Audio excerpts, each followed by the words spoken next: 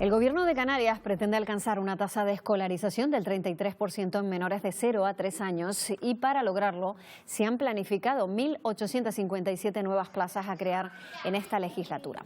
La Consejería de Educación trabaja en un plan estratégico que debe ser presentado antes de que termine el año. En la actualidad la tasa es de algo menos del 29% y en Canarias hay 240 centros autorizados, 75 de ellos públicos. Pues de ese mapa vamos a hablar con Manuela de Armas, que es la consejera de Educación del Gobierno de Canarias. ¿Qué tal? Muy buenos días. Muy buenos días. Bueno, decíamos que el mapa contempla esa escolarización de unas 1.800 plazas aproximadamente para niños de 0 a 3 años en 3 años, más o menos. Ese sería el objetivo. Sí, efectivamente. La Ley Canaria de Educación mandata un plan de escuelas infantiles, es decir, la escolarización de los niños de 0 a 3 años, que como usted bien decía, estamos muy atrasados con respecto a otras comunidades. Bien, y nos hemos puesto plazos y metas, ¿no?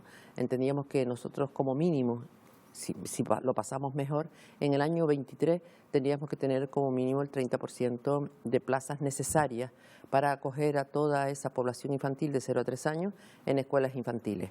Ahora mismo están entre públicas y privadas, tenemos como un 29%, pues nos falta todavía esas 1.000 y pico plazas para poder llegar a los objetivos que tenemos para esta legislatura. Esta ha sido una demanda histórica. Llevamos hablando de la educación de 0 a 3 años mucho tiempo, ¿no? Es verdad. Vamos a ver, además cambió hace años, yo creo que tenía que haberse acometido un tratamiento más serio en esta edad, ¿no? Al principio, hasta el año 2008, la atención a esas edades era más asistencial que otra cosa, y a partir de ese momento se consideró esta etapa como una etapa educativa. De hecho, se modificó, a través de un decreto, se modificó las titulaciones que deben de tener las personas que atienden a estos niños, se cambió las infraestructuras, o sea, las exigencias en infraestructuras que debían tener para considerarlo, como digo, una etapa educativa más que asistencial. Bueno, en eso estamos, ¿no? Tenemos que adaptarnos y además tenemos ahora algo que nos apoya en ese sentido, ¿no? Un fundamento legal que es la LOMLOE, donde considera que durante las horas de la mañana, las horas de trabajo, no pueden haber abierto para atender a estos niños nada que no sea escuelas infantiles, es decir, las ludotecas, todo ese tipo de actividades o de alternativas que ahora mismo se están usando incluso durante la mañana, no se podrían usar sino por la tarde, para diferenciar lo que es la jornada lectiva, por decirlo de alguna manera, de la otra que es más lúdica, ¿no? Claro. Estamos hablando de plazas en todas las islas, no solamente en las dos grandes, en las dos islas capitalinas, ¿no? No, en todas las islas. Hay unas que tienen afortunadamente más plazas que otras y hay unas que desgraciadamente tienen 0 plazas públicas. Eso es muy importante. Es verdad que hay guarderías, pero que no tienen la consideración de escuelas infantiles. Yo sé que han hecho muchos ayuntamientos un esfuerzo importante en modificar, o sea, en ir adaptando esas guarderías en escuelas infantiles. Un caso claro es, por ejemplo, Estelde, que ahora mismo pues tenían aquellas guarderías y están ahora modificándolas y ya está todo terminado, para que nosotros, Educación, le dé la autorización como que ahora son escuelas infantiles. Lo mismo pasa en este proceso, lo está haciendo Valverde, lo está haciendo muchos ayuntamientos que aparecen en el mapa como 0, pero que sin embargo sé que están en el proceso de adaptación. Trabajando en ese proceso. Sí. Esto requiere también movilizar recursos muchísimos y también a nivel de profesorado, ¿no? Claro, porque ahora mismo las escuelas infantiles, lo que le decía antes, que las titulaciones han cambiado de lo que eran guarderías, precisamente se necesitan profesoras o profesores titulados en educación infantil. Por ejemplo, ¿no? En técnico superior que hayan hecho lo de jardín de infancia, o sea, las titulaciones han cambiado y evidentemente se necesita profesores para atender estas etapas. O sea, que se contratarán profesores.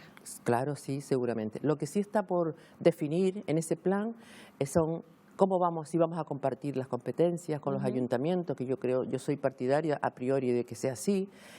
Como usted sabe, a finales de diciembre, ahora en enero, se validó en la Cámara, aquí en el Parlamento, el decreto que además permite que los ayuntamientos, a pesar de que es una competencia impropia, no es de ellos, pudieran seguir manteniendo estas escuelas infantiles abiertas y junto con eso nos dimos un plazo, previo pacto con la FECAN, nosotros tenemos un año como Consejería de Educación para desarrollar ese plan. Y en ese plan, con el desarrollo de ese plan, que tendríamos pues conversaciones y sentarnos en una mesa a negociar con la FECAN para compartir esas competencias, para ver cómo se podrían gestionar y de dónde viene la financiación de esas escuelas infantiles. Eso mismo le iba a preguntar, Claro. ¿no? ¿Cuánto va a tener que invertir, ¿no? ¿Y de dónde se va a sacar esa financiación? Afortunadamente, este objetivo y este empeño está tanto a nivel de Ministerio de España como lo está en Europa. De hecho, nosotros, de los 4 proyectos que hemos presentado a Europa en el plan de resiliencia que hay ahora, uno de ellos es lo de los 0 a 3 años. Es un proyecto específico para potenciar y desarrollar el 0 a 3 años. Eso es una ventaja, porque si fuera un empeño solo de Canarias, cuando esta etapa se está considerada tan importante en todos los niveles, ¿no? Pues yo creo que vamos a tener suerte en ese sentido. Pero si no, con nuestros propios medios hay fórmulas que estamos barajando. Por ejemplo, hay centros educativos que ya se han quedado más vacíos porque ya el alumnado es menos cantidad y se puede reconvertir en escuelas. Es decir, hay varias y tenemos imaginación para hacerlo. Y hay otras que no queda otro remedio que hacerlas nuevas, ¿no? Sí. Bueno, pues en ese proceso y este año tenemos para planificar. Bueno, de hecho, el compromiso está reflejado en el Plan para la Reactivación Social, en esa Estrategia Canaria de Infancia, Adolescencia y Familia, y es uno de los objetivos de esa Agenda 2030 o 2030. Exactamente. O sea que está más que comprometido que haya esas escuelas de aquí a que lleguemos a ese fin de legislatura. Este plan tiene muchas perchas para colgarse, eso es verdad, y eso es importante, ¿no?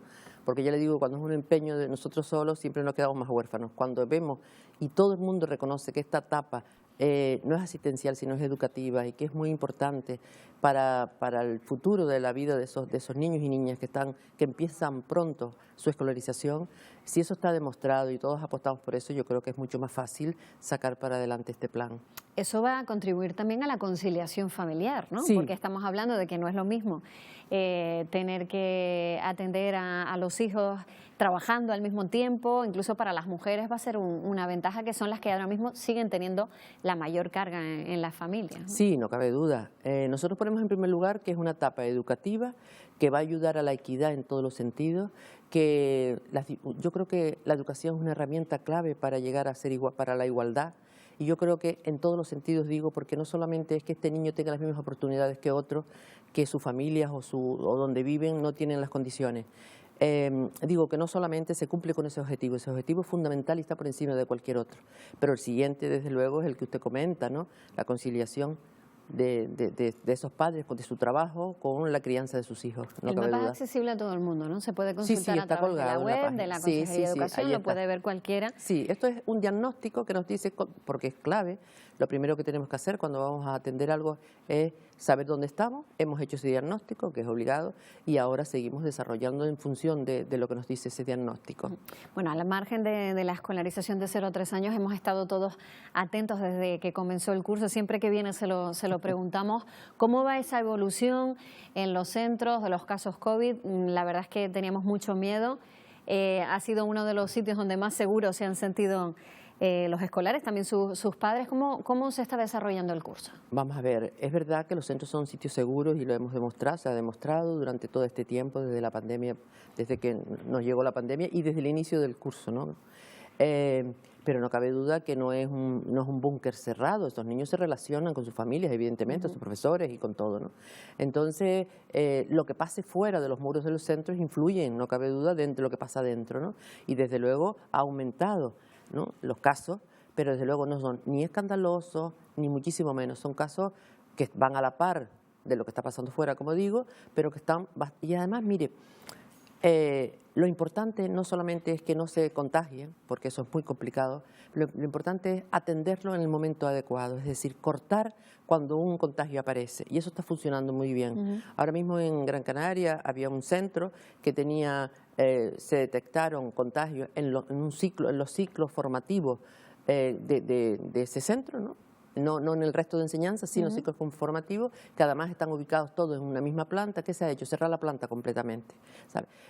Recuerda que yo insistía mucho la importancia que tienen las burbujas, el tener las cosas... Los grupos. Pues, sí, eso es fundamental. Y esto también, si yo tengo a todo, por ejemplo, la FP, que tiene mayor relación con los chicos más pequeños, con el resto de la sociedad, entre ellos incluso, si yo los tengo ubicados en una planta determinada, me será posible, cuando pase este tipo de cosas, aislar, o sea, cuarentenarlo, y el resto sigue funcionando perfectamente. O sea, que al día de hoy el protocolo está funcionando, ni siquiera se replantean formularlo porque realmente está siendo eficaz. Sí. Mire, al día de hoy no hay ni un solo centro cerrado de toda Canarias, ¿no? Hay aulas, evidentemente, están en cuarentena, pero nada más. Bueno, pues consejera, muchísimas gracias por estar aquí y a ver si todo se sigue desarrollando con las mismas facilidades, porque desde luego que estamos todos muy pendientes y muy atentos a lo que pase también en el entorno educativo. Desde luego, yo creo que tiene que ser una responsabilidad compartida, ¿no? Nosotros ponemos todas las condiciones, los profesores, los padres, toda la comunidad educativa, pero la sociedad en general tiene que colaborar, evidentemente. Pues muchísimas gracias. Buenos días. Buenos días.